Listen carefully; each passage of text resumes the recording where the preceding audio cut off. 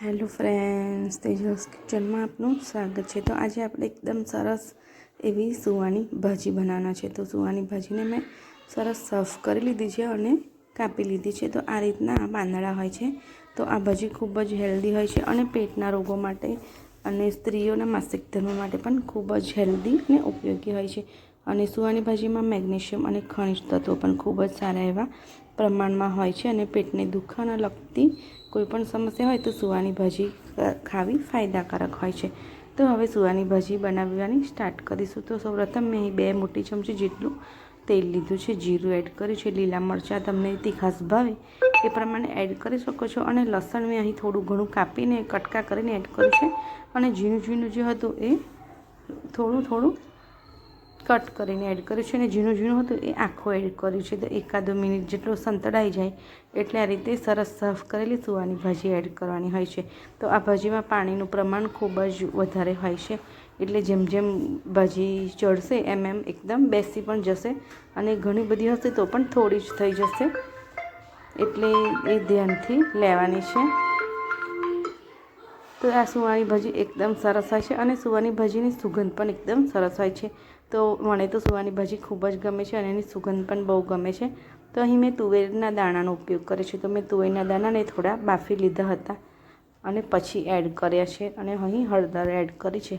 તો લાલ મરચું પછી એડ કરવાનું છે જેથી કરીને બળી ના જાય અને ભાજી કે કોઈ પણ શાકનો કલર સારો રહે માટે હંમેશા લાલ મરચું આપણે પાછળથી જ એડ કરવાનું હોય છે। તો સુવાની ભાજી થોડીવાર પછી તમે જોઈ શકો છો કે પહેલાં કેટલી બધી હતી અને હવે કેટલી થઈ ગઈ। તો તમે ઈચ્છો તો લાલ મરચું એડ કરી શકો છો, નહીં તો સ્કીપ પણ કરી શકો છો, એકલા લીલા મરચાંથી પણ બનાવી શકો છો। પણ મને થોડું તીખું ભાવે છે એટલે મેં અહીં 1.5 ચમચી જેટલું લાલ મરચું પાવડર એડ કર્યો છે અને લીલવાના દાણાને મેં અધકચરા બાફી લીધા હતા, તમે એમ જ પણ એડ કરી શકો છો। તો એકદમ સરસ એવી સુવાની ભાજી રેડી છે। તો આ સુવાની ભાજી તમે બાજરીના રોટલા સાથે ખાઓ તો ખૂબ જ મજા આવે। તો તમે ભાખરી સાથે કે કોઈ પણ વસ્તુ સાથે ખાઈ શકો છો। તો જોઈ શકો છો ભાજીમાંથી થોડું એવું તેલ છૂટું પડવા લાગ્યું છે, મતલબ કે આપણી સુવાની ભાજી થઈ ગઈ છે। તો તમને મારી રેસીપી સારી લાગી હોય તો લાઇક, શેર અને સબસ્ક્રાઈબ કરો, જરૂરથી કરજો। તો મળીશું ફરીથી જ એક નાના યુનિક વિડીયો સાથે। તો ત્યાં સુધી તમે પણ સુવાની ભાજીને ખાઓ, એન્જોય કરો અને બીજાને તમારી રેસીપી શેર કરો। તો તમે તમારા ફ્રેન્ડ સર્કલમાં, મિત્ર સર્કલમાં અને સગાવાલામાં બધે જ મારી રેસીપી શેર કરી શકો છો। તો સુવાની ભાજી જોઈને જ ગરમ ગરમ જોઈને જ ખાવાનું મન થઈ જાય એવી આપણી સુવાની ભાજી એકદમ સરસ એવી થઈ ગઈ છે।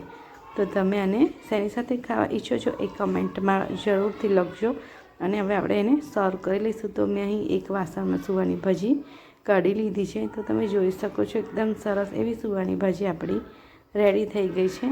તો તમે એન્જોય કરી શકો છો। હું તો જાઉં છું સુવાની ભાજી ખાવા। તો મળીશું ફરીથી જ એક આવા નાના યુનિક વિડીયો સાથે। Thank you.